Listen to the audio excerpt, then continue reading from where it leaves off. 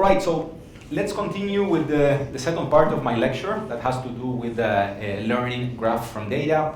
What we talked about so far, we just introduced the basic network topology inference problem in its various renditions. We're focusing on one of inference of association networks.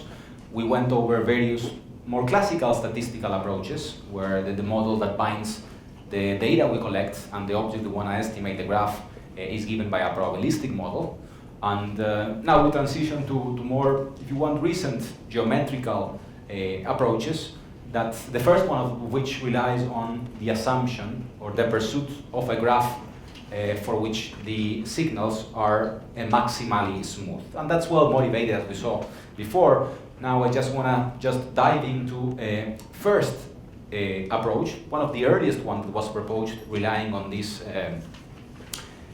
rationale that deals with a probabilistic factor analysis model or a latent variable model to generate smooth signals on an unknown graph, which we're going to estimate by relying on that particular model. So let's just jump into that. Suppose we have an unknown undirected graph G, whose eigenvectors, that's given by a Laplacian, that's the way we encode it, has eigenvectors B, orthonormal basis of eigenvectors, and eigenvalues lambda. And the basic idea, of course, is to use the GFT basis, namely the basis of eigenvectors of the Laplacian, as a representation matrix or a basis for signals on that graph that we want to learn. So then Xiao Wendong, while he was at EPFL back in the day, along with the collaborators, proposed the following factor analysis model for the observed signals X. X is an n-dimensional graph signal, and then the assumption is that these signals are spanned by the eigenbase of the unknown graph. So then V, we don't know it, but we use it as a representation matrix for the signals. And the GFT coefficients, if you want, they are given by these latent variables high, which is an n-dimensional vector that we model with a prior. That's normal, zero mean, and the covariance matrix is diagonal and given by the inverse of the eigenvalue matrix of the graph. Okay, so lambda pseudo-inverse. And there's also an isotropic error term that's assumed to be Gaussian with variance sigma squared. Now, why this is a model for smooth signals? Why do I claim that's a model for smooth signals? Well, clearly the prior we have on the latent variables high encourages low-pass signals. Why is that? Because notice, if we have a small eigenvalue of L, that if you remember is a small varying frequency that corresponds to eigenvectors that are tied to small eigenvalues, corresponds to modes of small or slow variation with respect to the graph. And then small eigenvalues, because we invert them over here, then those correspond to high power, high variance factor loadings in high. So then slow modes are likely to then give rise to large weights in the corresponding entry in high. So for the most part, the signal X is going to be spanned by a few of those slowly varying eigenvectors of the graph. Okay, so then that model will promote smooth signals X. Is that clear? All right. So if one works out the maxima posteriori estimator of those unknown latent variables, given the probabilistic model we have, then what you get is the following convex optimization problem to recover a high, where you have, of course, a least squares term coming from the Gaussian isotropic noise, plus a regularization term, high transpose lambda high, that what the form comes from the prior on the latent vectors. And of course, remember, that estimator is parameterized by two things that we don't know, the eigenvectors and eigenvalues, but we're just carrying them over as parameters for now, but eventually we want to try to estimate them from data. And if you think about, just to massage this a little bit more, consider V times high as a predictor of X, maybe a denoised version of X. I'm calling that Y. Well, let's see the regularization term over here, how we can write it in terms of Y. Well, we have high transpose lambda high. Remember that V is orthonormal, so it can be inverted, and then that's V transpose. I replace high as V transpose Y, and then what I get over here is nothing else than the Laplacian. So then the regularizer that comes very naturally from the probabilistic model is nothing else than a smoothness, total variation regularizer on the signal Y. So then If we now look at the problem that we have over here, right? Well, it's just nothing else than a denoiser that takes into account the structure of the graph to remove noise and obtain a denoised version y of x by encouraging the solution to be smooth on the graph we're looking for. Okay, that's the idea. You can also think of it as a kernel-rich regression. If you want to look at the regularization as coming from a kernel, when the kernel that you adopt is the typical Laplacian inverse. That's also very common. So the idea that they propose now, going back beyond this, in a way, introduction or justification of a cost function, what we want to do, remember, is to estimate the graph Laplacian. But now the Laplacian showed up clearly here, and what they say is, okay, let's jointly search for L and the denoised representation Y in this formulation over here. So I wanna, which is nothing else than what we had above, but we wanna learn Y kind of as a nuisance quantity, but really what matters to us here is the Laplacian which shows up in this quadratic term. And notice that this clearly is non-convex because you have bilinear terms there, Y multiplying L. So, in practice, again, going back to our usual setting, we have a collection of multiple graph signals in our training set calligraphic X. I can stack all of them as columns of a data matrix X, and then the problem now in matrix form, it's basically what we have over here. We have the least squares fitting term, the smoothness regularization term, and then they added an extra Frobenius normalization term of the Laplacian to control the sparsity of the graph we're looking for. And we're going to see how the parameters alpha and beta in a second, which are tuning parameters, affect the regularization, the sparsity, excuse me, of the graph we're looking for. And of course, because we are going after a Laplacian, we have to impose some admissibility, structural constraints, the usual ones, and to avoid the all-zero solution, right? They fix the trace to be equal to n, let's say, to some point. And that's an arbitrary choice of a constraint, but then if you don't have that trace constraint, then 0 would work out, y equals x would work out, and then L equals 0. But that's clearly not an interesting solution for this problem. Okay, so that's the way they deal with it. So, now, the objective function, as I have it over there, right, in a way has three terms, as I said, fidelity term, a smoothness term, as an edge sparsity term. It's biconvex in the quantities of interest, especially because of the product here. And something to note is that by fixing the trace of a Laplacian, we are effectively fixing the L1 norm of all the entries in L. Because the diagonal is fixed, but in a Laplacian, because L times 1 is 0, then we know that row y sums equal the diagonal entry. So then if you fix those values, then you are fixing the sum of all other entries. So then the sum of the quantities of all entries in the Laplacian are fixed. Okay, that's something to remember because of the trace constraint. So what happens with beta and alpha, right? Well, if you increase alpha, let's say think of alpha as being large, we are really focusing on minimizing smoothness a lot. And then what's a way to pull this down? Well, is to just select as fewer edges as possible. So then increasing alpha increases the sparsity of the solution, because to make the graph, the smoothness term smaller, then I just pick up less edges, so then the variations are going to be smaller. So then larger alpha, sparser graph. On the other hand, what happens with beta? Remember, the L1 norm, the sum of all the weights, is fixed and constant. If I increase beta, I'm shrinking the weight values, right? I'm pushing the L entries to be smaller. But then because the sum is actually fixed, then that means that the graph becomes denser. I'm going to have more of them, smaller, so that then I can just equate the sum budget I have from the trace constraint. So then larger alpha, sparser graph, larger beta, denser graph. Okay, and the sparsest with beta becomes smaller. Question, please.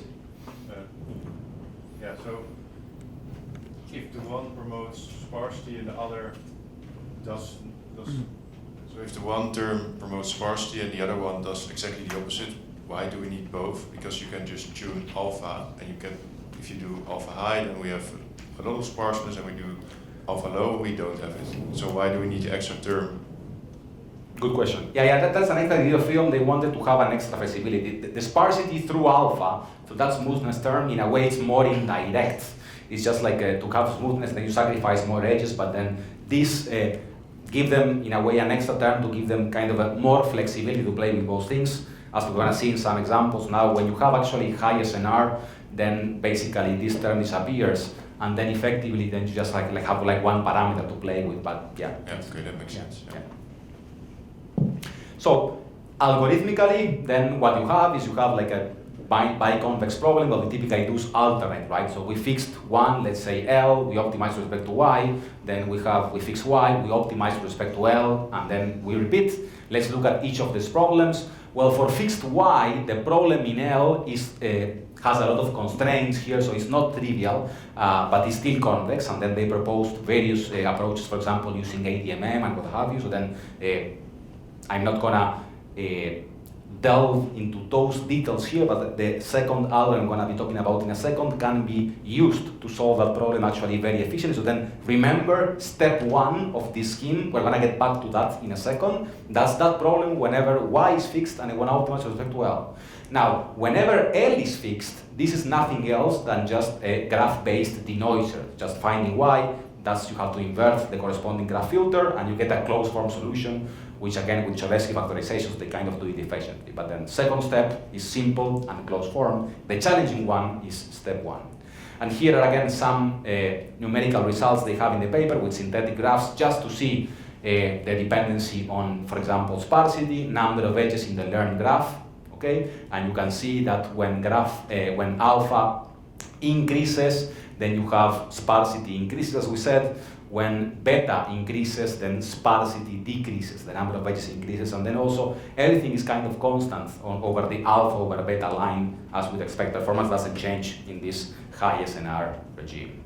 Now, another example they have in their paper is one of building graphs from temperature measurements across Switzerland. They were in EPFL, so then they are prompted to work with this particular local data. So then we have 89 stations that measure monthly temperatures average over a period of time. So then 89 is the number of nodes in the graph, and the idea is to learn a graph G over which temperatures vary smoothly, right? And then if you were to build this graph based on, as Ljubisha mentioned the other day, the same exact thing. If you just were to consider Euclidean distance in 2D space, well, that's not a good idea because we know we have mountains and elevations. Then there's like a manifold you want to recover that's not going to be captured if you just use Euclidean distances directly, okay? Because you can have two nearby stations that differ a lot in altitude, and then that clearly would give a high variation on temperatures, much colder on the top than below. So what they did here on the left is they just, the goal of this simple example is to recover or partition nodes. Let's say high altitude nodes are in red in both pictures, and then low altitude stations are in blue. And then to perform the clustering, a first approach is they build a graph using their method, and then they use spectral clustering on the learned graph to do the partition.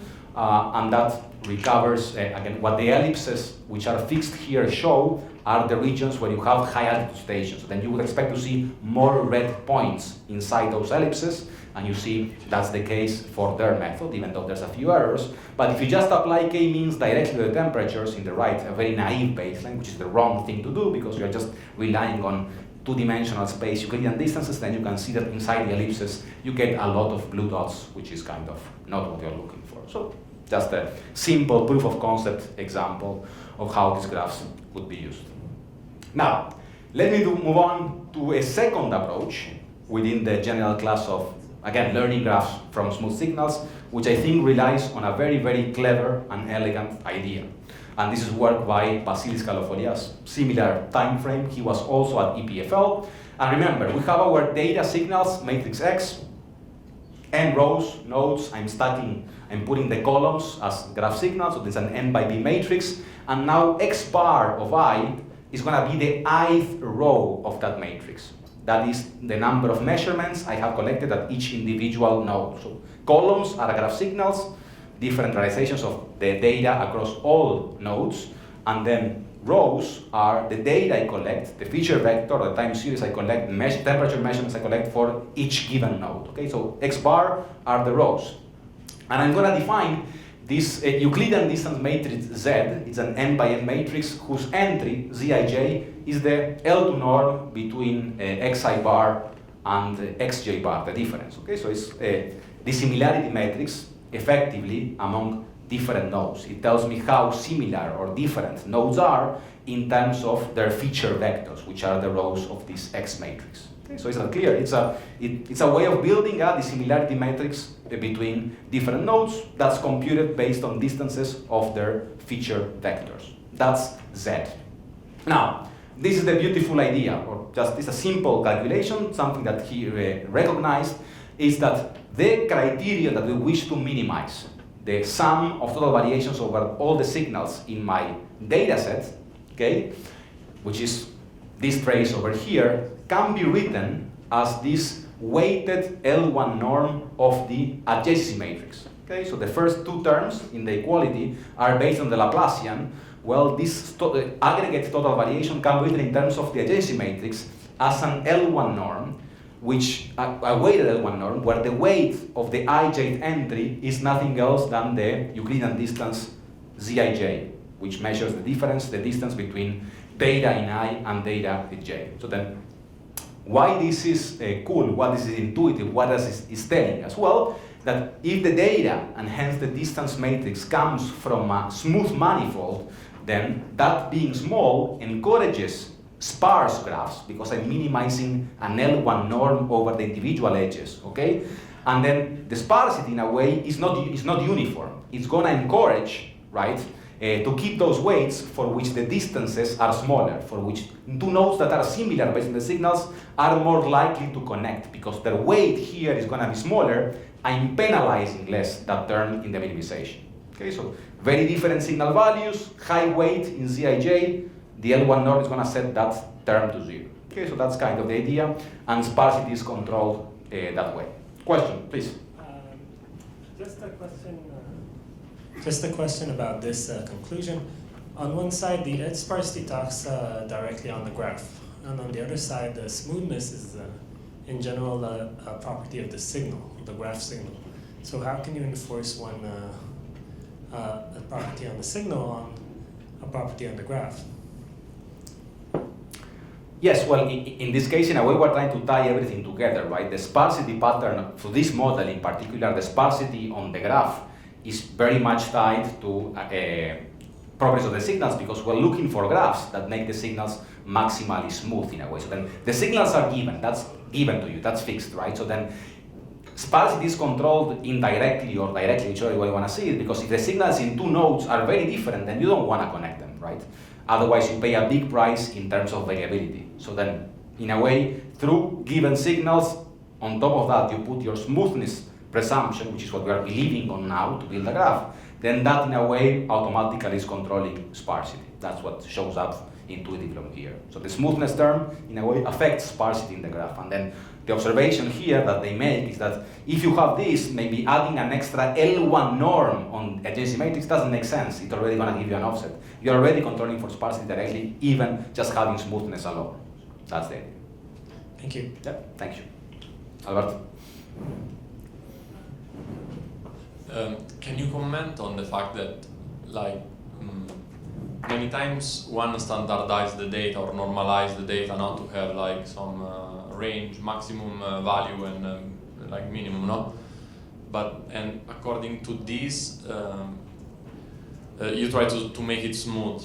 But in many fields, maybe you shouldn't standardize or normalize the data because you lose maybe some characteristic of the signal itself, no?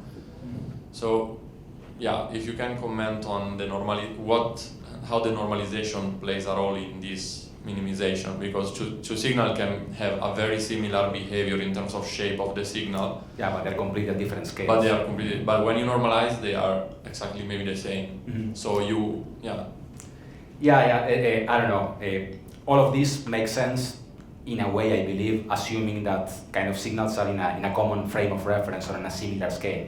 Otherwise, you enter into those issues, and again, truly, you need to find the right scale, because intuitively, right, the way we're building a graph, if they have a similar template or shape, just because there are different scales and one is much larger than the other, for which you would pay a big price here, that's not what you want, right, in this case. So then you will have to normalize them some way so that then that's captured there. But practically how to do it, let's say, I don't know, I I'm not sure. Let's say that clearly depends on the problem, the type of data you have, but the only thing I can convey is that really the idea of what we're looking for here, or what I would be looking for here, is that really if the signals in some sense, modulo, scaling, are similar, then you really want to connect those nodes. That's the idea. Yeah.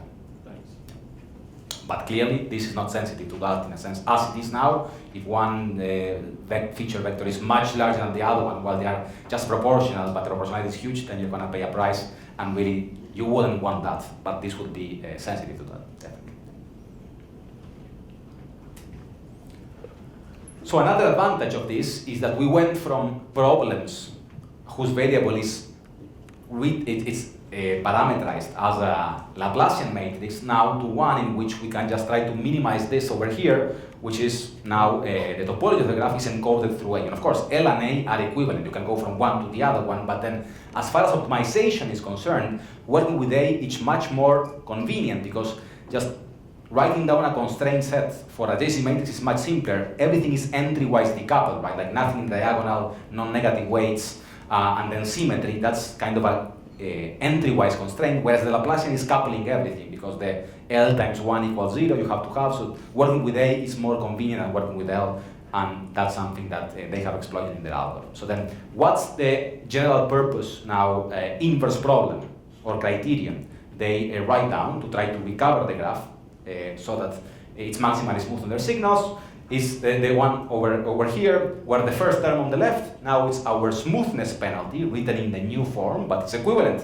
to the aggregate of the variation, and they have a couple of penalty terms.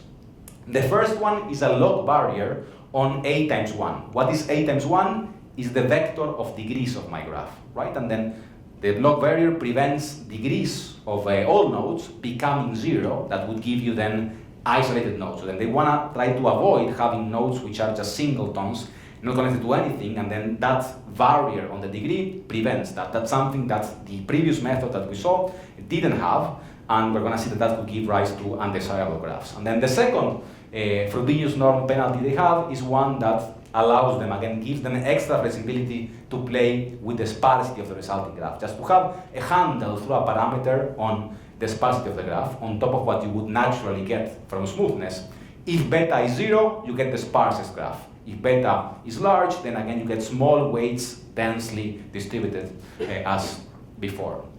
And again, I'm not going to do optimization details, and we've actually ourselves done some work on how to solve this with convergence rate guarantees, but the summary is that these methods are kind of very scalable. Previous approach was cubic in n, and it was actually non-convex. This is convex, and you can solve it using primal dual methods, ADMM, and now we have one that works on the dual domain in complexity n squared. And going back to step 1 of Xiao Wendong's approach, the one that I just mentioned before, the optimization with fixed I with respect to L, well, that subproblem can be written in this form. Now, in terms of A but L, you have a smoothness term, you have the trace equal to n, right? That if it's not equal to n, then this log will explode. And then they have a Frobenius norm on the Laplacian, which is the degree squared plus A squared. So that's exactly the same problem you had before, with now constraints on A being admissible. That has the structure as up here, and then you could use the algorithms used for this to solve this problem much faster than what they were doing before. So just a comment that one can recover the previous problem in this framework and leverage the algorithmic advances they devised for this one to tackle that one as a byproduct. Now, some results from their paper, kind of showcasing the advantages of this formulation versus the other one. This is just the problem of learning the graph from the famous USPS digits. So then you have images, 1,001 of them, and in this data set there's the 10 different digits, right? 0 up until 9, I believe, and then you want to make it highly unbalanced. I don't know what they did that for whatever, but it's kind of irrelevant for this experiment per se, but then they just say that you're going to have a 2.6 times I squared number of digits I, let's say. So for example, from the digit 1, you have basically 3 images of that one. From the digit 2, you have 2.6 times 4, that's around 12, basically. So anyways, and 2.6 is such that then when you sum over all I from 1 to 10, you get 1,000 images. That's what it is. But you have more tens than more ones and so forth, just for the sake of whatever they did after that. So then the idea is that now each image in the training set is going to be one node. And clearly, like all vectorized images, right? So then you get a vector, and clearly all the ones are images that kind of look the same. So then this graph is likely to connect images from the same digits, right? So then a 1 is kind of different than an 8. So then the 1s will be connected, the 8s will be connected, and you don't expect to see too many edges across the different digits. So then one would ideally expect to see that if this works very well, you'll learn a graph which has clearly modular structure with 10 modules connecting the digits. That's the idea. So what did they show here after running a clustering method on the learned graph? Here they have the clustering error versus graph density. They actually wanted to play with beta, the parameter on the sparsity, and then see how robust it was to different sparsity levels that sometimes could be hard to actually tune or what have you. And well, they showed that our approach, their approach, what they call our clearly, in red, is the clustering error is kind of lower and across a larger range of graph density values as compared to the previous factor analysis method by Dong that the kind of suffers more when you play with edge density, because once you ask for sparser graphs, then you get a lot more isolated nodes which you don't want, and then this method actually is preventing from getting. They also look more at the connectivity of the graph as a function of graph density, which you see over here, how many connected components you have, which for the approach of Calofolias, then the graph is more, has less components in general as a function of the edge density, whereas even for even for higher density graphs, then the Dong approach has a lot more components. And again, something I want to mention here, as you may have noticed, none of these methods so far imposes in any way that the learned graph is going to be connected, right? There's no connectivity constraint here. You can get different components, that's fine. This last method prevents having just singleton nodes by themselves, but still you can have clusters of many nodes. Okay, so then just to take a note, none of these methods imposes a priori the graph to be connected.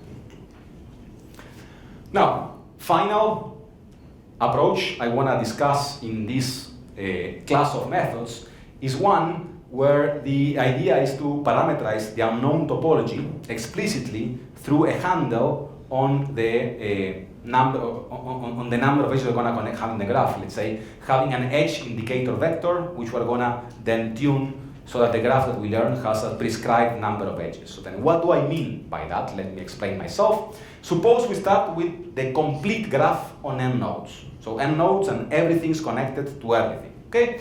That graph has exactly m, which is n choose 2 edges. Everything is there.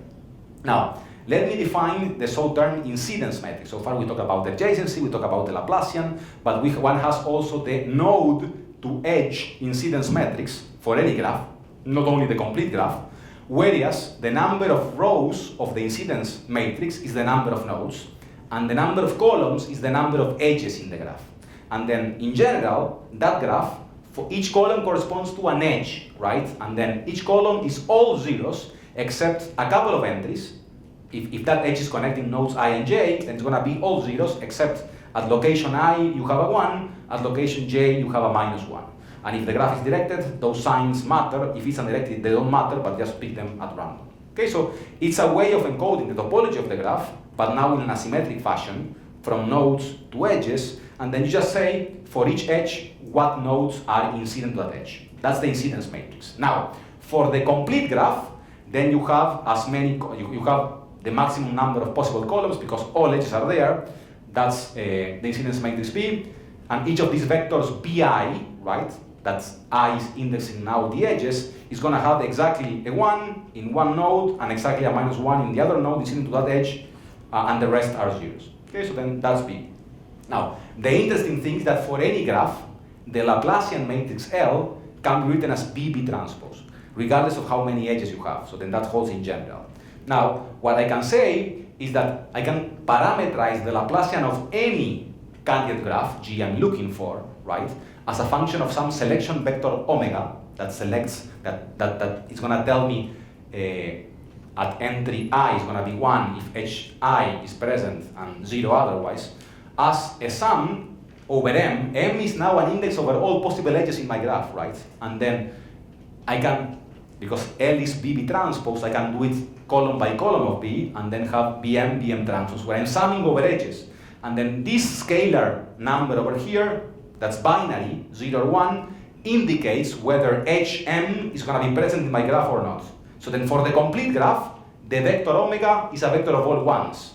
The empty graph is a vector of all zeros. If I have a single edge in my graph, only edge M star is present, then omega is going to be the canonical vector with a 1 at entry M star. Does this make sense? The vectors B are fixed vectors. It's spanning over all edges, and then they have zeros everywhere, and then when you pick a particular edge that you care about, the mth one, then it's going to just have a 1 in one of the incident nodes to edge M, and -1 on the other incident node, and that's it. Okay? So I have a binary. By playing with all possible, let's say 2 to the m vectors omega, I can reconstruct all possible graphs you can envision. Okay? That's what it is. And in a way, by playing with the cardinality of omega, the L0 norm, I can just control, I have a direct handle on how sparse I want my graph to be. Let's say I want the graph to have k edges, then I can put a constraint that the L0 norm of omega is k. So the problem that one can pose here is, if you are given data, you want to learn an unweighted graph G such the signals are smooth on G, and it has exactly k edges. That's the twist here, for example, that we want to control explicitly, not through beta, not through alpha, directly say I want to have k edges in my graph. That would be feasible in some cases, or interesting, and that's what this allows you. Now, what's the formulation in this particular context? Well, we want to minimize smoothness, right? Where the graph basically depends on omega only, on this binary vector. That's my decision variables, subject to the L0 norm equals to k. How can we solve that problem? It's fairly straightforward, right? You can just, using a rank ordering procedure, I'm going to compute for each edge a score, Cm, which is particularly what comes from this term just through that edge, which is the trace of X transpose beta m. So it's the smoothness on that particular edge. I focus on that edge, I look at the signal values on the incident nodes, and then I just see how much things vary in that edge. And then what I have to do is I have to keep, among all edges, I have those scores, the k smallest ones I keep, where the signal is very small, very less, so then those are the edges I retain, that clearly make the overall smoothness the least. Okay, so then as simple as that.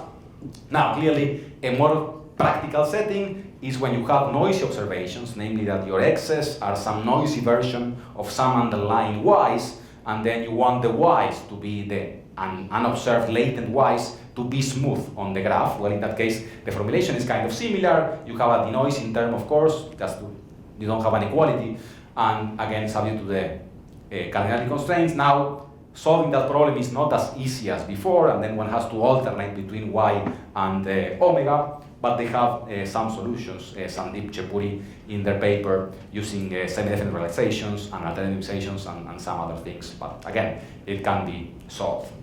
So, just to compare these approaches we've seen so far, what is noteworthy about this last version, or this last approach? Well, as I said, a positive thing is that it gives you a direct handle on edge sparsity. You say, I want to have exactly k edges, and then you try to get away with it. Very simple algorithm in the noise-free case. And the interesting thing is that we don't have to add Laplacian constraints, right? Clearly, whatever we obtain is by construction a valid Laplacian. By playing with that omega, for any omega, the graph you obtain is going to be a Laplacian, because we're parameterizing that explicitly. So then there's no extra constraints like L times 1 equals 0, and out of diagonal entries being negative, and so forth. So then that's kind of nice. Does not guarantee connectivity of G, and there's no room for optimizing edge weights. This is only for binary graphs, as we have. So then that could be potentially a limitation as compared to the other approaches. Going back to Calofolia's framework, I just want to comment on the fact that this is a very general framework, even though we looked at a very particular instance where he regularized with the log barrier on the degree sequence plus a Frobenius norm. One can think of a general class of inverse problems to impose smoothness as a main constraint, but then otherwise add whatever organization you want on the Genesis matrix. And again, the value here is that we don't work with the Laplacian, we work with A. The constraints are entry-wise decoupled. That's nice for optimization. And For example, as we saw, this subsumes as a general framework for a particular G. You obtain step 1 in Dong's approach, for example. Also, many times, heuristically or in an ad hoc fashion, we construct weights of graphs using a Gaussian kernel. Okay, we just look at the signals and the difference from them. If they are very similar, you have a strong weight.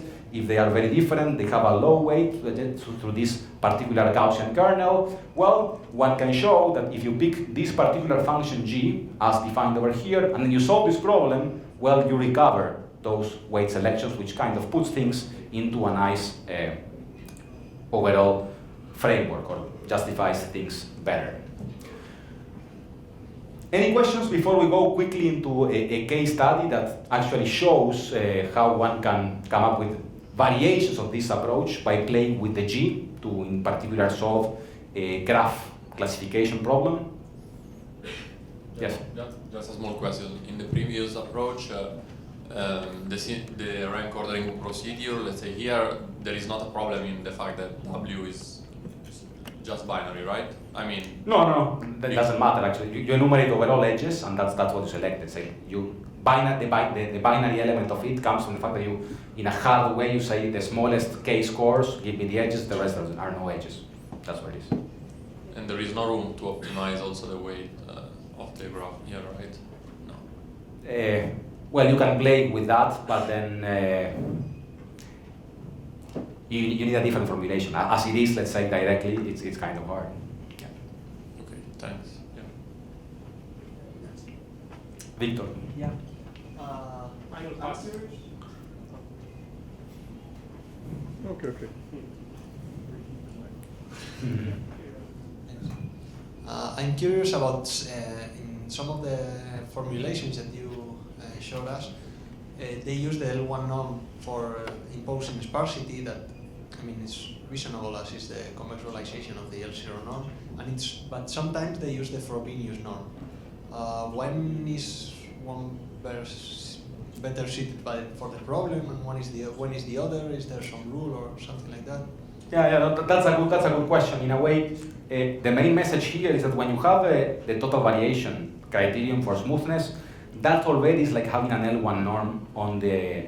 Whenever you have a problem of this form, where you have this term plus whatever else, then adding an L1 norm on A adds nothing. It just adds a constant term to this, so then you can combine both of them, so then you don't gain anything from that. So then, in that context, what they do is to use the Frobenius norms, which again is particularly clear how it controls sparsity when you have, for example, a fixed trace constraint that fixes the L1 norm of the graph. Then adding an L1 norm term will don't do anything in that case in particular, so then you need something else just to control it. But again, clearly, a more direct control on sparsity is naturally the L1 norm. It's like here it's embedded already, so then if you want to play with that somewhat, then you have to use a Frobenius norm or something else.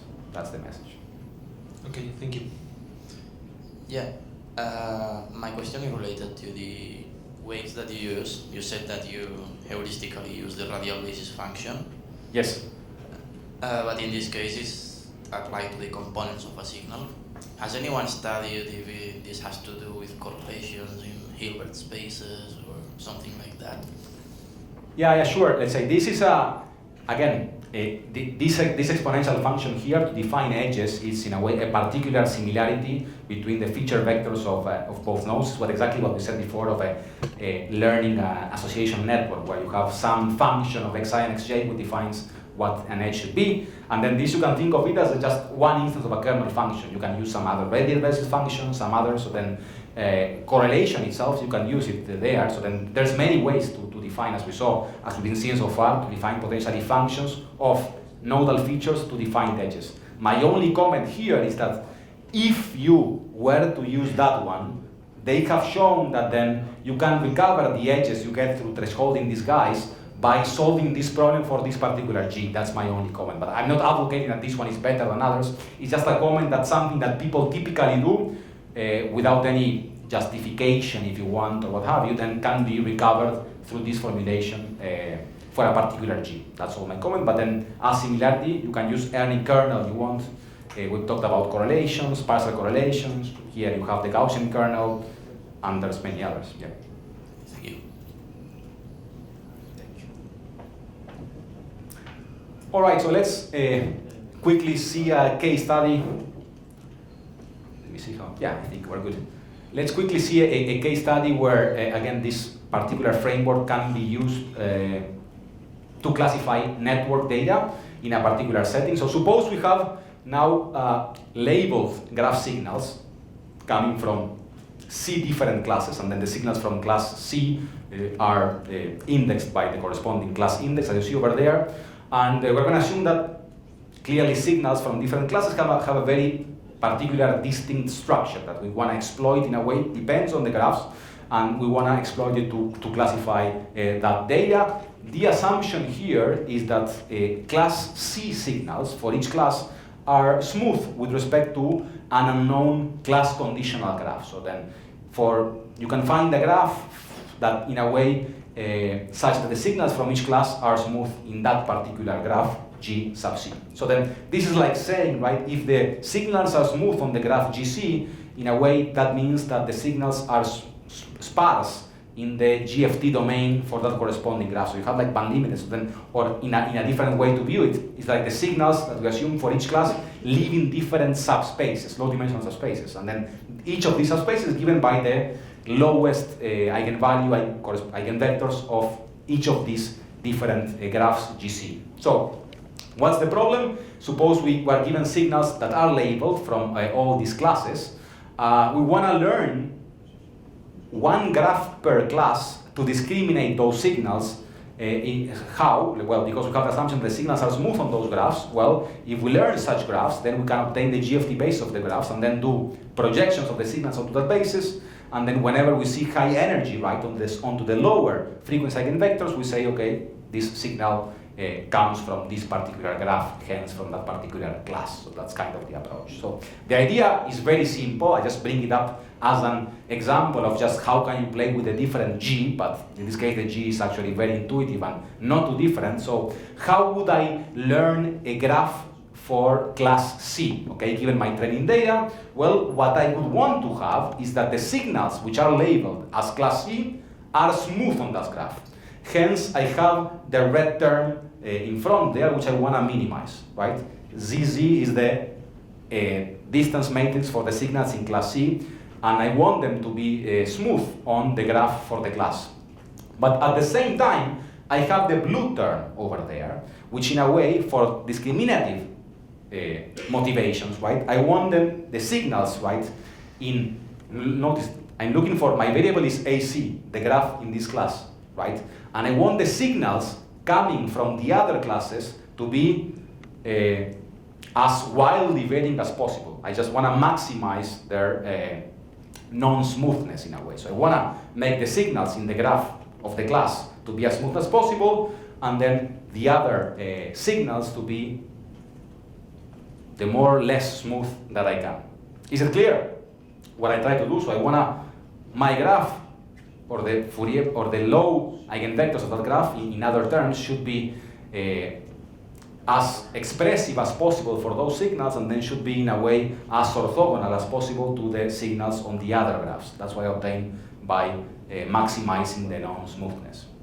So I can solve that, and then once I obtain my discriminative graphs, one per each of the class, the question, so once I have all my graphs, one per class, how do I classify some new test signal that comes, and I don't know from what particular class it's coming from? Well, I can construct, given my C graphs, I can construct a low-pass filter bank, right? Where, as follows. So then I have my test signal. One of the channels of my filter bank comes from the first graph, or graph C, let's say. Then I can extract eigenvectors of my graph A hat C. I project to get my GFT coefficient with respect to that graph, and then the graphs will change, hence the GFT basis will change. The energy, then distribution in frequency will change. I compute the GFT coefficient, and then I pass it through a low-pass filter. This diag of H just keeps, let's say, the smallest 5 components, right? And if the signal is truly smooth on that graph, namely C, because it comes from class C, then I'm gonna see high energy there, right? And then the other graphs, in a way, I design so that then the signal shouldn't be smooth on those graphs, so then I expect to see little amount of signal. So then I can pass my signal through each of these C filters, the one in which I have highest energy, I declare to be the class from which the signal is coming from. Does that make sense? Very simple procedure. That's the idea. And then we try this on some EEG data, where the idea is to do emotion recognition, in particular valence classification, just a two-class classification problem. We have 32 EEG channels, that's the number of nodes for this deep dataset, a very standard dataset for EEG emotion classification. And the idea is to perform subject level classification. Different subjects could be labeled as high balance or low balance. And then the idea in this case is that we learn two graphs, one for high balance, the other one for low balance. And then we project the smallest or smoothest 8 eigenvectors of each of these graphs, and then we have a classification accuracy done via leave one out or leave one trial out cross-validation. And again, this is not a hard problem, a hard classification problem. You can solve it with other schemes, let's say, but we get a high accuracy, kind of as expected, and if we have more results in the paper in terms of comparing with other graph agnostic methods as well, so this does slightly better. Something interesting for which details are not important here, but in a way, also once you obtain the two class conditional graphs, then you can see maybe by looking at the structure and then the eigenspace and what edges you have here versus which edges you don't have there, to see how does the structure change when you have individuals that have high balance versus low balance. So then here someone, my student, actually compared the topology of both graphs, and then he did some significant testing on then what edges actually differ from one to the other one, and then he can do some trace, basically looking at some neuroscientific literature that studied this before, just to see if the results actually match a little bit, and then we found some interesting things. Here, what you see is for the low balance graph and the high balance graph, what we are plotting in headspace, where you have the nodes and the electrodes, the average of the 8 smoothest eigenvalues, okay? Each of them are graph signals. I average all of them, and in a way the signals are projected into those to decide where is the energy and to classify, right? And then if we have, in a way, if the bases are different somewhere, then that opens the door for actually finding some, classifying different signals. And then you can see that the structure is in this difference, so you have a higher energy here versus there, so then there's a difference in the templates, which then you can use to classify the signals. So then this is more of a exploratory analysis, and we're not neuroscientists, so then we cannot interpret this well, but you see some difference, and then somebody that knows, if you go talk to them, hopefully they will say, it makes sense that this is more activated for high balance versus low balance. And that's all I wanted to say. Now, this wraps up the second part, an important part of my presentation, I believe. And before we go into the last one, which I think I have time to cover at least partially, but I can do the most important part of it in the 40 minutes that remain, do we have any questions on this submodule on learning graphs from smooth signals? Just think about also how it compares with the statistical methods we saw before. Graphical lasso, in a way, as we said, is imposing this smoothness requirement somehow implicitly, but it's still there. But it's a very intuitive notion. It's asking that the signals are regular in this graph. It's like learning a manifold that's useful, and then this can be used for many subsequent tasks down the road. Okay. Are we good? Okay, let me get some water.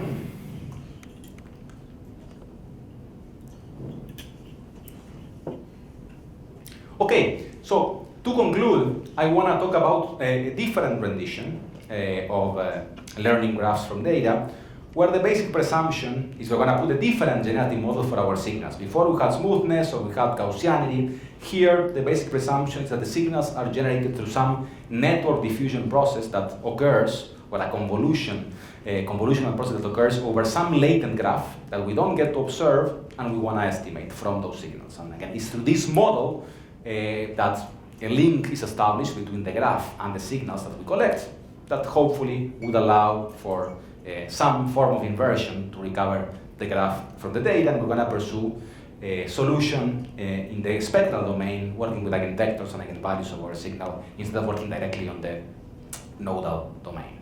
So, just to set up the problem, the setting is the classical topology inference problem we've been seeing so far. There is a fixed unknown underlying network G, which is common, as you can see in that figure over there, and we observe signals defined on this unknown graph. In this case, P would be 3. So that's my data set. And the signals change, the graph is the same, and the goal is, we don't know the graph, so then given the signals, we want to recover the graph. Of course, we need a model, as I said, that links the data to the graph that we're looking for. Otherwise, the exercise would be completely hopeless. If there's nothing that links them, then I cannot infer the graph from my data. So then, in this particular case, given the observations Y, I want to determine the network. I'm calling it S here of graph shift operator because we can generically work with the Laplacian L or the adjacency matrix A. So just to talk about them indistinguishably, I just call them S, okay, the shift operator we saw yesterday and the day before.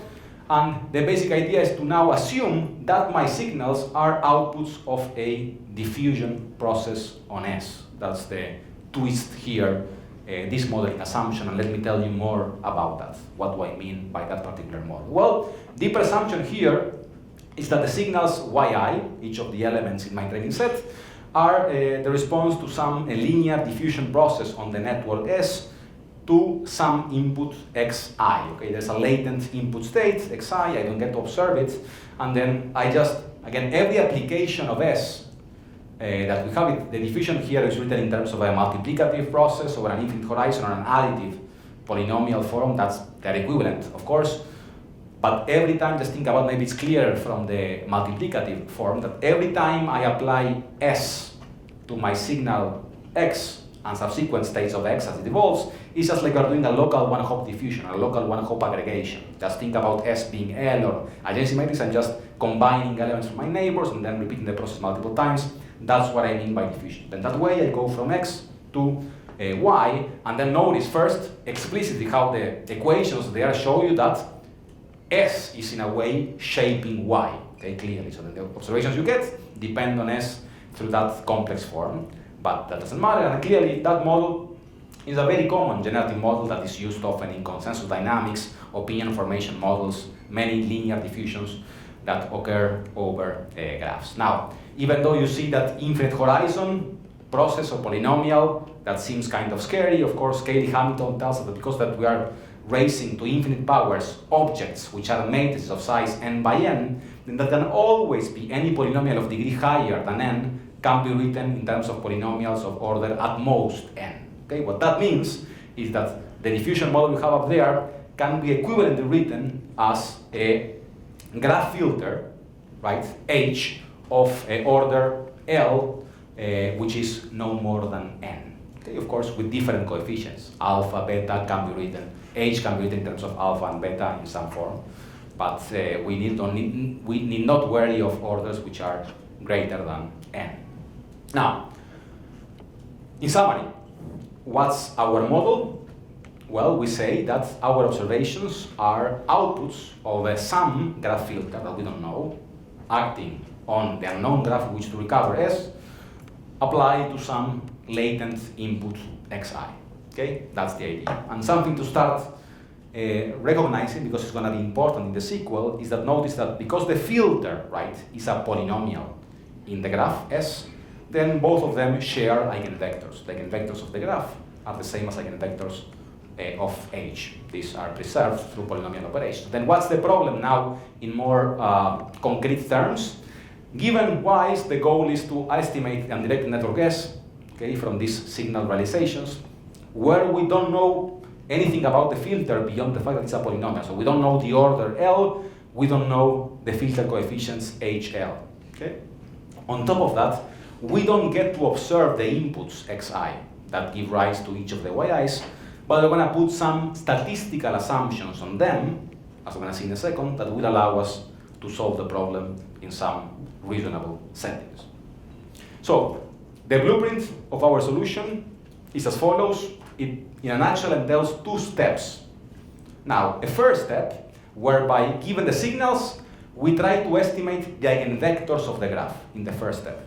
Okay, so we're going to operate in the spectral domain, working on trying to find the eigenvectors and eigenvalues of my graph, and then with both of them, I can recover S. So then, first step, we recover by estimation some noisy version of the two eigenvectors of the graph, B, the hat, And then using those b hat in step 2, along with some prior information or desirable features I have on the graph I want to recover, I'm going to solve a convex inverse problem that brings together the data, the b hat, and that prior information to recover the eigenvalues of the graph, whatever is missing at that point, hence to obtain s hat.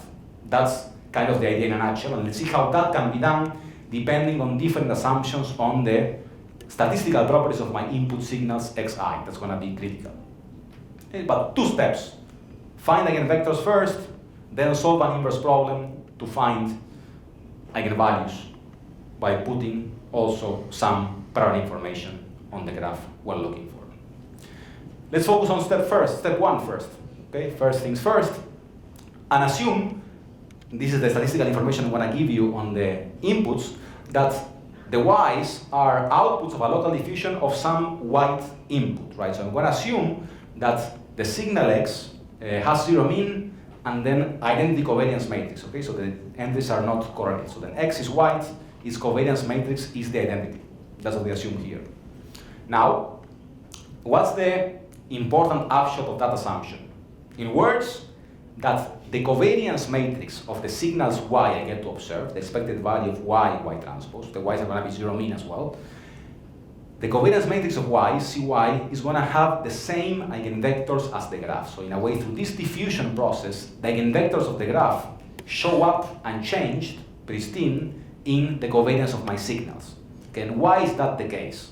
Well, because the covariance matrix of the signals I claim is h squared. It's expected value of hx, x transpose h, and then h is symmetric because the graph is symmetric, and then the expected value of x transpose is by assumption identity. So then the covariance matrix of my signals under that model and that assumption is h squared.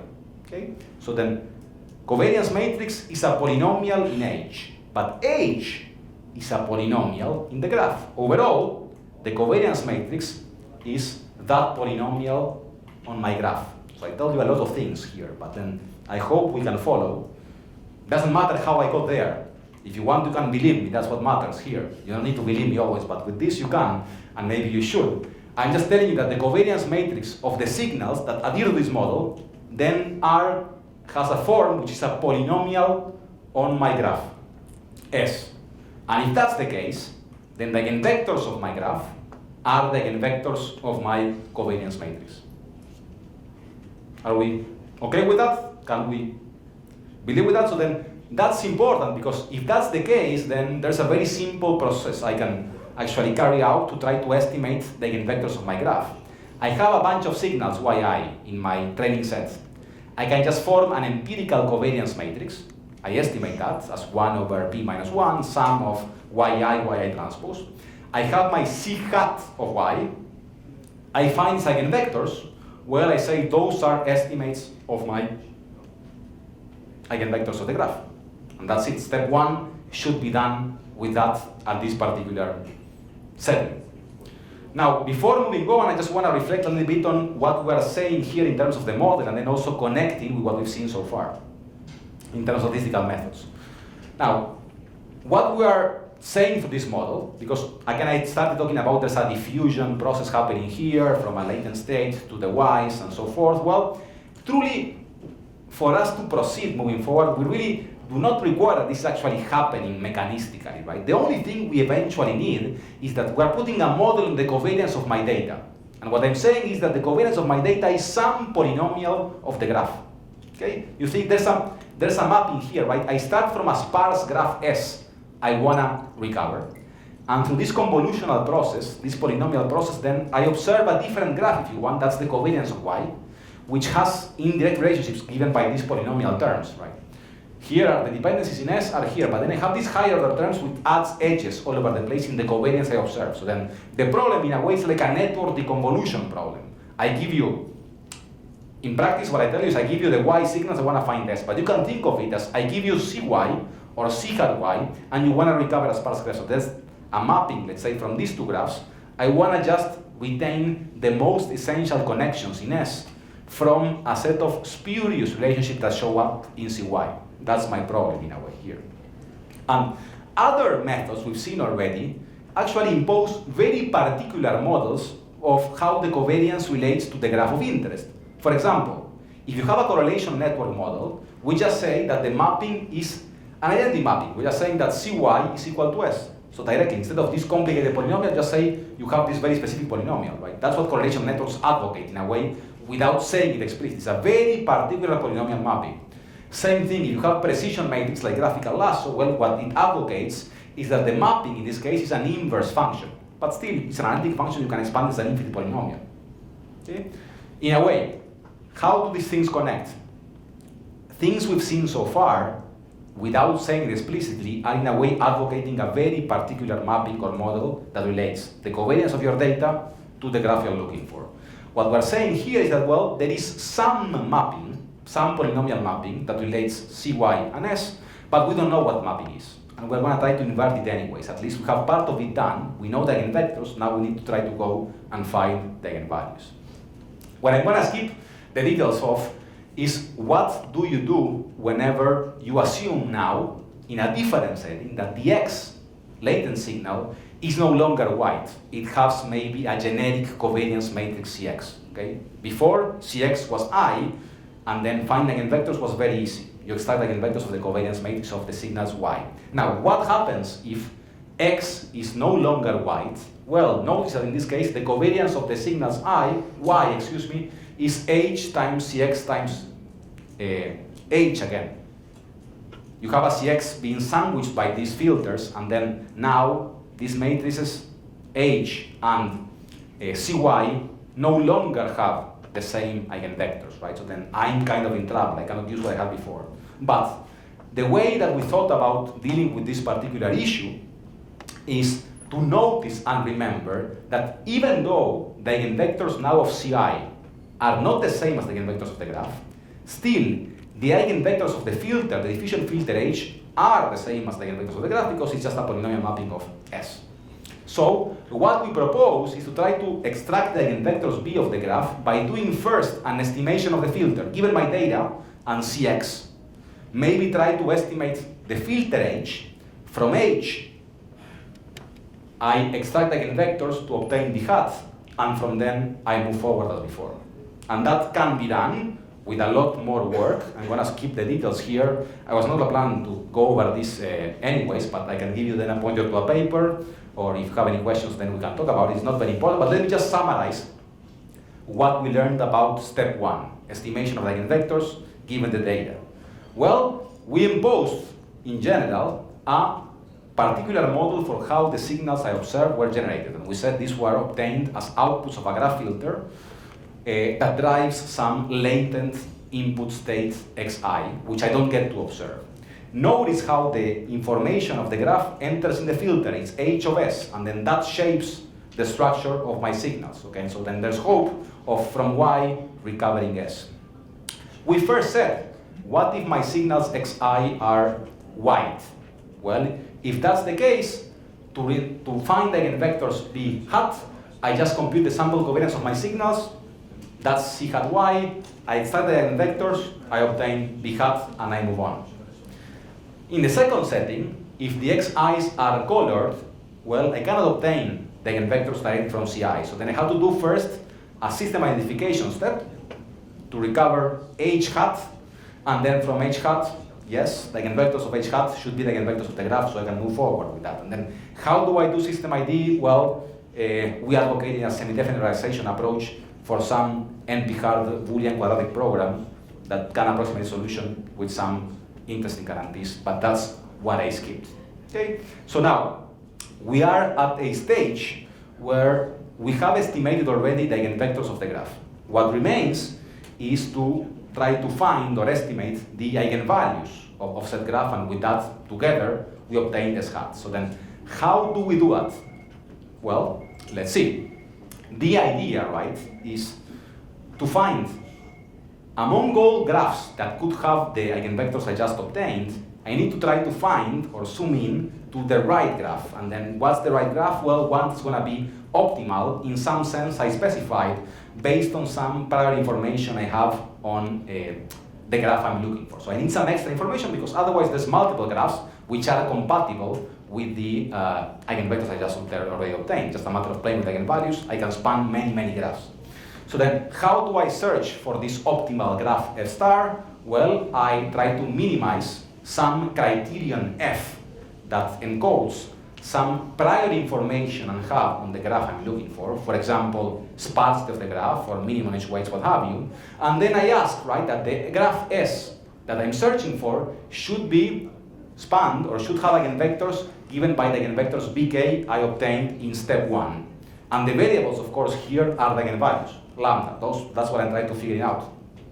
And again, I ask that S is subject to some admissibility constraints. It should be a valid adjacency matrix, should be a valid Laplacian, but those are things I can encode through some convex set calligraphic S. So for example, if my S were to be a valid adjacency matrix, then what I ask is that the entries of S should be non-negative, S should be symmetric, and then should have zeros on the diagonals, for instance, and then that would work.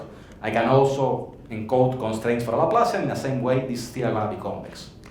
Now, that's the general formulation, and then there's two elements that I want to emphasize here, right? On the one hand, there are some conditions or constraints that a graph must have, right? For example, for the graph to be an adjacency matrix, then those things should be satisfied. And then there's some other things that the graph, we hope it has, and then that will hopefully get us to the right graph, the graph we are looking for, or a graph that's useful. And then in that case, that's what we encode in the cost function f. And in particular, our focus here is on working with graphs that are sparse, that have minimum number of edges. So then in that case, what makes sense is to use an L0 norm as criterion of S. Of course, that's NP hard to work with, so then what we typically do is we convexify it and then deal with the L1 norm of S, subject to the constraints we had before. Now, using machinery of compress sensing and sparse recovery, in a way we can work out with that problem and then try to answer the following, again, important question, right? Something that you would ask yourself is whether a solution to the relaxed problem S1 star coincides under some conditions with the sparse solution, right? That's S0 star, the solution to the problem with the L0 cardinality function as criterion. And again, I'm not going to bore you with the details, again, of this theorem over here, but if I were to summarize this in two sentences, is that we have able to show under some conditions this actually holds true, and then these conditions boil down to two over there that depend in a nutshell on two properties of the true graph, the true sparse graph we want to recover, namely its eigenvectors and namely sparsity level, which I denote there as is the cardinality of K. Doesn't matter, but the sparsity level is what matters here, and the eigenvectors. And then there's one constraint, a rank constraint, which guarantees that the solution to the L0 problem is unique, right? That's important. And then the second constraint, which is this ugly norm, infinity norm of some ugly matrix being less than 1, is a condition that guarantees existence of some dual certificate that guarantees, when you look at the boundary conditions of the problem we had before, that then we can match the solution to that problem to the sparse solution S0 star. So then if that constraint, if this condition is satisfied, that depends on these ugly matrices, then we're good to go. Okay? And here's just one numerical corroboration of this theorem, so we hope that the theorem should work, right? So then let's see what we did. We generated 1,000 Erdős-Renyi random graphs of 20 nodes, and then we just ran some diffusion signal to recover those graphs. What I'm plotting here is as a function of the ugly matrix L infinity norm. What's the value of that L infinity norm? I'm just doing an histogram, right, of how many experiments actually succeeded in recovering the graph. Those are the blue bars, and how many of them failed. Those are the yellow bars. And then what our theorem tells us is that if, for instance, for which the L infinity norm of this matrix are less than 1, you should recover. And that's exactly what you see. Here's the boundary at 1, when you have, and for all these instances, you have blue, right? And what you can see is that the condition is sufficient, right, but not necessary, because you can exceed that matrix norm and still find blue instances where you actually recover the graph. So it's sufficient, but not necessary. But we also see that the bound is actually very tight, because we can find instances where the bound of 1 is slightly exceeded and then you actually fail to recover. So then you cannot have a tightest bound than that one, as we see over here. Now, let me just show you some numerical tests before I wrap up of how this works. We have also actually changed the formulation a little bit to accommodate for the fact that we, in practice, right, do not estimate the V eigenvectors exactly. We have them noisy, and then also sometimes you can have the fact that you are not able to compute all the eigenvectors of your graph. You can only have a subset of those under different conditions.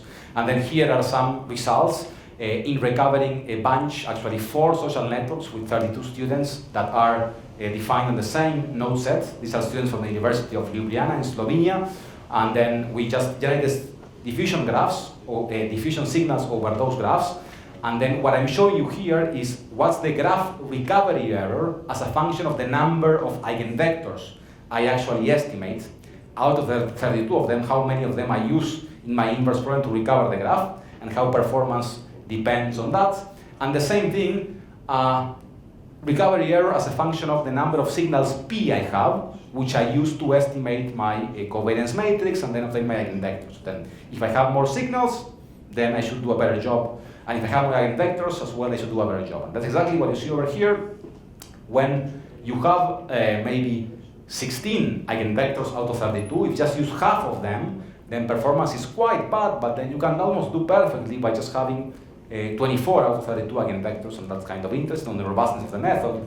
Also, you can see how recovery error, of course, goes down as you get more and more signals, but something worth noting, right? Our method is pretty general on its model. We just assume we have a polynomial mapping of the covariance matrix as a model for the signals, and being very general, right, that would, not surprisingly, the methods are quite data hungry, right? So that you can see that you need, of course, performance improves with the number of signals, but still to get very good performance, you require a lot of signals, even in a small graph. And that's something that you have to deal with, but it's what it is.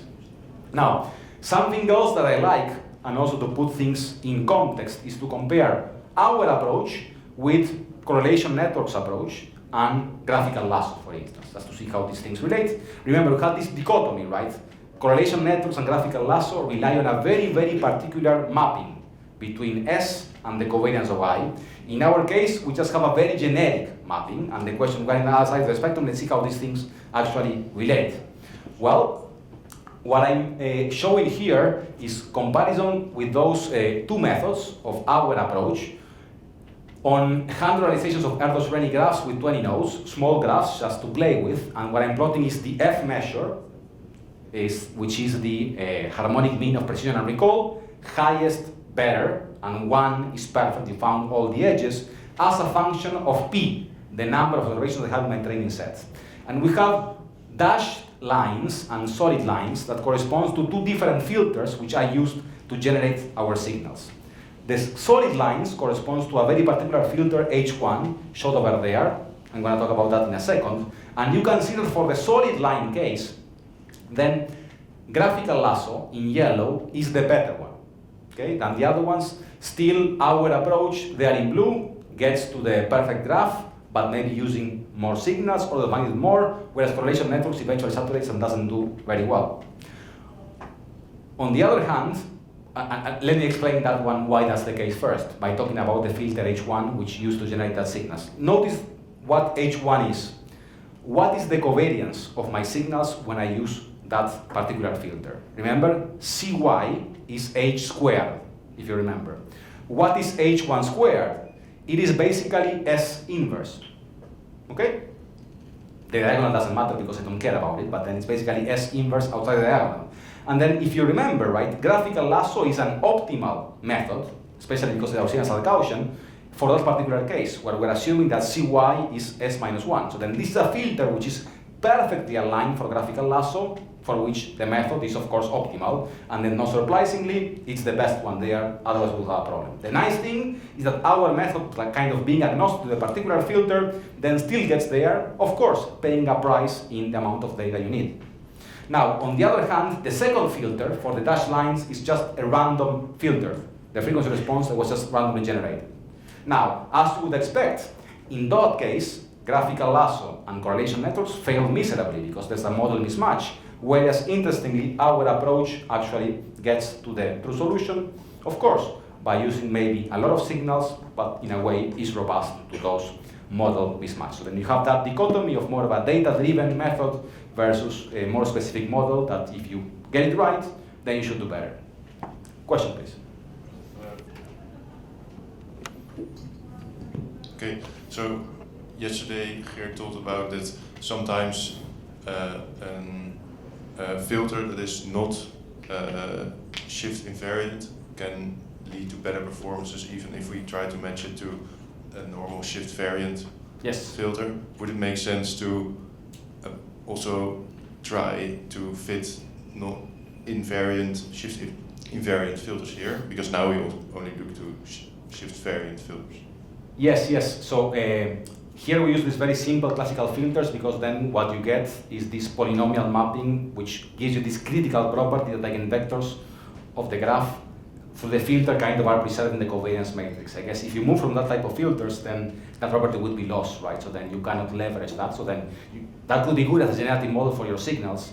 Then the issue that you have to devise a whole new method to learn the graph by inverting those signals, which I don't know. So you see, the cardinal property of this approach is that to the filter, which is a polynomial, then the eigenvectors of S are unchanged in Cy. If you change me the filter, then we are in trouble. And then you cannot use this approach, but maybe you can invent something else. Just to kind of wrap up, I just want to mention this other interesting practical example where we use our approach to sparsify another network, given one that we're given. For example, in this case, we want to try to estimate the structure of a protein. So that's a graph where the nodes are the constituent amino acids of the protein, and then the idea is to learn edges, which are actually contacts between the different amino acids, and that gives you the 3D structure of the protein. You may have heard of AlphaFold or whatever. Well, they try to do a much fancier discovery of any given protein. So then the idea here is we want to recover this is the ground truth proper structure of the protein we want to recover, which was obtained through some fancy crystallography imaging technology. And then for that protein, we know what the structure is. And then the input that we get is a mutual information matrix here that is the mutual information of the amino acid covariation. And that's something that people can construct using statistical methods and was kind of, up until that point, the best predictor, if you want, of structure of the proteins, again, without using any imaging technologies. Now, we have this matrix, and it's kind of weird, and something is strange with that. This should be the diagonal, I don't know why it's, like there's some interesting nonlinear phenomena happening in the slides, which I've never, I can't explain actually why this moved, but it's interesting. Anyways, we are given this matrix, which you can think of it as it's a mutual information matrix, but you can think of it as being as a proxy of the covariance of the signals. And then given that, we want to remove the spurious contacts and then recover what we have on the left. And then how do we approach this problem? Well, we say, let's extract the eigenvectors of the mutual information matrix and then solve our inverse problem to recover the sparsest graph, which is consistent with those eigenvectors. Okay? In a way, we're assuming that this mutual information matrix can be modeled as some analytic polynomial function of this unknown graph we want to recover. And then this is what we obtain, which is not perfect, but it recovers most of the structure of the ground truth graph. And this is what you obtain, and you cannot see anything here because also the colors are kind of saturated, but then this is a prior best approach from a network in, I think, Nature Communications paper by Faisy, Muriel Medard, and some others at MIT that proposed a network convolution model that tries to invert the polynomial mapping, but then presumes a very fixed, rigid polynomial. And clearly that's not a good match in this particular case, and our method does slightly better. Now, here's another exploratory study we did as well, where the goal is to try to unveil urban mobility patterns in the Manhattan, New York City area in general from Uber pickup data. And what we do, again, is kind of, we try to fit the data to our setting in a kind of so-so way, but still what we get is kind of interesting. We partition, again, the whole area into different regions, and those are going to be the nodes in the graph we're trying to find. That's n equals 30.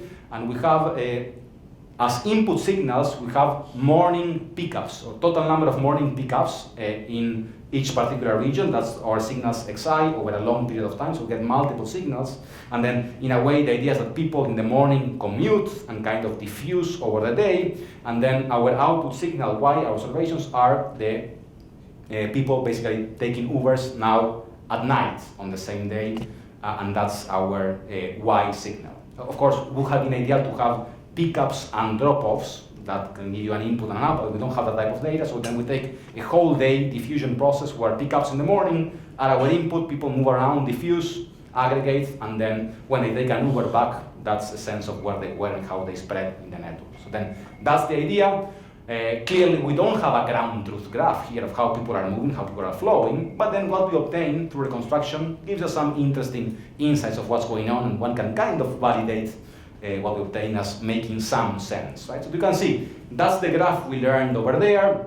You can see most edges actually going from Manhattan to the outer boroughs, Queens, Staten Island, what have you. Really high degree nodes in the airports, right? JFK, LaGuardia, and Newark. People take Ubers to the city from there. Makes kind of sense.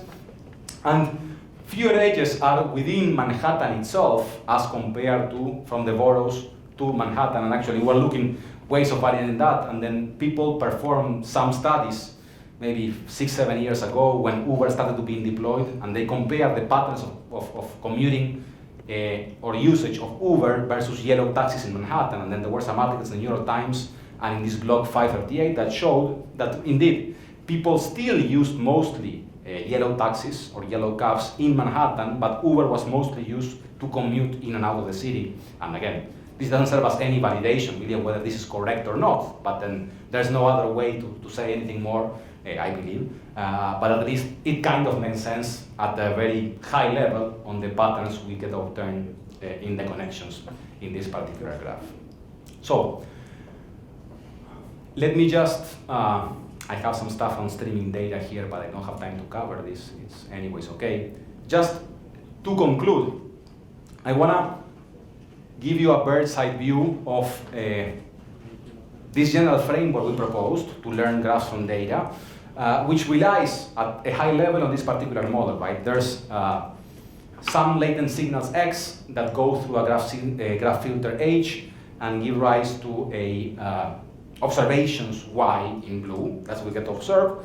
And then through some network inference process algorithms, we've seen a few of them, typically an inverse problem, this two-step procedure, we would like to recover the latent graph S through an estimate S hat. So, interesting problems could emerge if one leverages different forms of prior knowledge on the filter class, for instance, right? So then we saw two extremes of the spectrum where if you don't know anything on H, that's what we just proposed. But if you think about correlation networks or graphical lasso, well, that presumes very particular filter structures implicitly through the model of the covariance of Y as a function of S, right? Well, maybe there's a sweet spot in the middle, right? And then Santiago, in some prior work, he also looked at what happens when the dynamics, the filter H, is given by some consensus filter, for example. In that case, you have a more constrained model of what H could be, then there's more you can say, and maybe come up with more efficient algorithms to recover your graph. And that's indeed what he found in that paper back in 2017. We said that interesting problems actually arise if one has color on the signals X. One has to go through a system ID process to get the filter and then get the eigenvectors and then recover S, so that's interesting as well. What happens whenever the graph is directed, right? In that case, S is not equal to S transpose, so then you don't have the symmetry in S. And in that case, again, one has to go through some system ID process to recover eigenvectors and then move on. And we have some preliminary work that we never finished the journal there. My student left that we have it to finish. We have some ideas, but then it's also an interesting problem where the complexity increases. Now, another interesting setting is what if you want to infer multiple graphs that go through the same dynamical system, the same filter of them? Well, you could do it separately, right? Each problem treated separately. You have data from this model, data from that other model, but if the graphs are not too different in a way, it makes sense that pulling them together, one can gain, and solving the problem jointly, there's a room for trying to I don't know, gain some statistical power and then estimate them better by just cross-relating the data from the two different branches in that particular setting. And of course, could be much more than two, just two for the sake of argument. Now, another interesting idea that people have had as well is, and again it's very well justified, is that in many settings, maybe what we care about from our data is not to recover the graph topology exactly. Maybe you can get away with some higher level feature or description, maybe lower resolution representation of the complex system of interest. So then, for instance, I would just care about if I'm given signals, I don't care about the topology exactly, but maybe just trying to find what are the communities in my graph, if the graph comes from a stochastic block model. Maybe I just want to find, for example, centrality measures of different nodes. And in that the case, well, is there a way that I can just leverage my graph signals to obtain the community structure of my graph? Well, remember, under this model, from the signals, I can compute the covariance, I can obtain the eigenvectors of the graph. If you think about spectral clustering methods, right, to obtain community partitions, well, all the information is in the eigenvectors. Then there's no need to get to the graph itself to find communities. I can just work with eigenvectors, hence that can be possible, just in a way overcoming the step of trying to find the exact graph. And I guess with that, I'm just good moment to conclude. That's all I wanted to say. In terms of scope, we just focused, as you've seen, mostly on learning undirected graphs, whole interesting world, much more challenging emerged, and you've heard some talks yesterday in the student session or 2 days ago about learning causal graphs and how challenging that can be. So then that's something I haven't covered here, but definitely is of interest, and there's a lot of work in that area. I haven't talked about, for example, learning dynamic graphs that could change in time, potentially when data come in a streaming fashion. I had some slides, but I didn't have time, and we have done some work. Other people here have done some work as well, so then that's a very interesting problem in its own right. And again, many other settings where this could be relevant. This was just a small introduction to give you a sense of an important problem which sometimes we take for granted. We say, let's do graph neural networks, let's do GSP, but the question is, what's the right graph? Well, that in some cases it's clear, in some others it's not, and we just don't have it. And the question is how from data we can learn maybe a good graph to try to recover something that truly may be there, or something that actually is a model that could be useful then to accomplish accurately some downstream signal information processing tasks. So then an important problem, sometimes overlooked, one that I personally enjoy and we've done some work, and a lot more to be done. So if you have, again, any follow-up question, I'll be around up until tomorrow, but anytime feel free to send me an email. I believe these slides will be shared so you can read more. And if you want to know anything more concrete, as I said, just feel free to email me. I'll be happy to answer any questions beyond today. So thank you for your attention.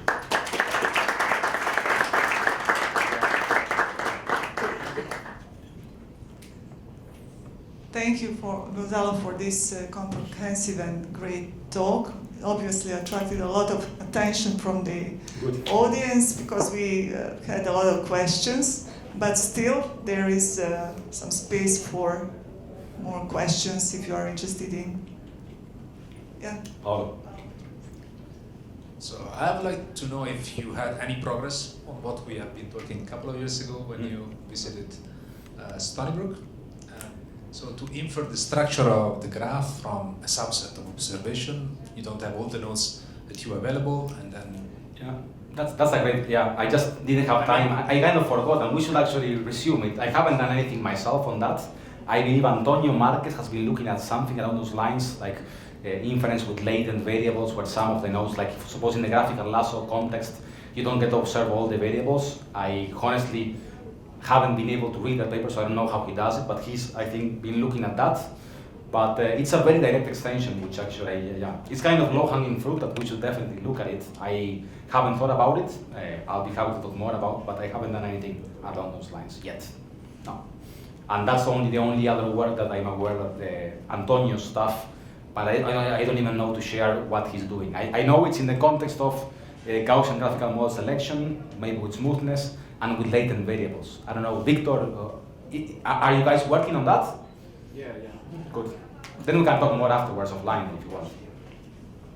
But they have some ideas. Sorry, I'm not very informative in my answer, but I haven't done much follow-up myself.